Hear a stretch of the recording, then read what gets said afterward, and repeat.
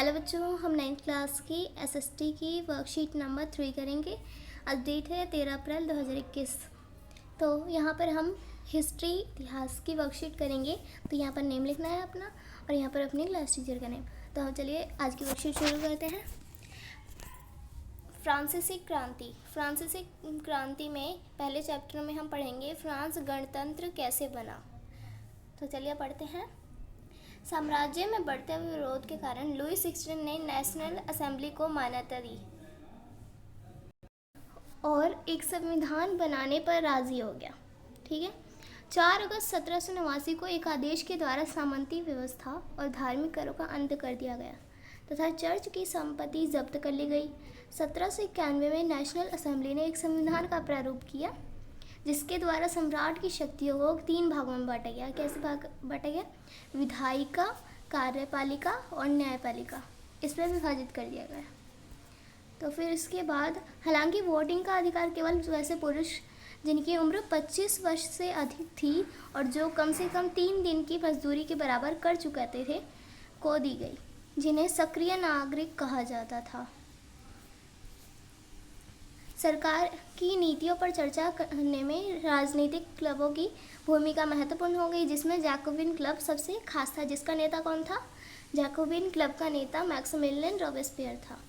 इस क्लब के लोगों को सौकुलात कहा जाता था क्योंकि वे बिना घुटने वाली पैंट पहनते थे, वे लाल टोपी पहनते थे। मुख्य रूप से इसके सदस्य छोटे दुकानदार, कारीगर, नौकर, दिहाड़ी मजदूर आदि थे। फिर इसके बाद 10 अगस्त 1792 को इस क्लब के लोगों ने राजा के खिलाफ विद्रोह कर दिया।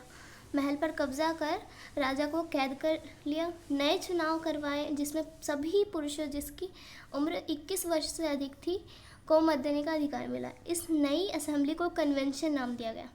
जो ये नई असेंबली बनी इसे कन्वेंशन नाम दिया गया। 21 सितंबर 1792 को राजतंत्र का अंत कर फ्रांस को गणतंत्र घोषित कर दिया गया। लुई 16 को देशद्रोह के आरोप में 21 जनवरी 1793 को मौत की सज़ा सुनाई दी गई। तो मौत की सज़ा हो गई उसे। तो चलिए इसके क्वेश्चन आंसर देखते हैं। तो फर्स्ट क्वेश्चन है, फ्रांस में सामंती व्यवस्था का अंत कब कर दिया गया? तो इसका आंसर होगा 4 अगस्त 1789 को एक आदेश के द्वारा सामंती व्यवस्था और धार्मिक करों का अंत कर दिया गया। यह फर्स्ट का आंसर। सेकेंड क्वेश्चन है, नेशनल असेंबली के द्वारा सम्राट की शक्तियों का बंटवारा कैसे किया गया?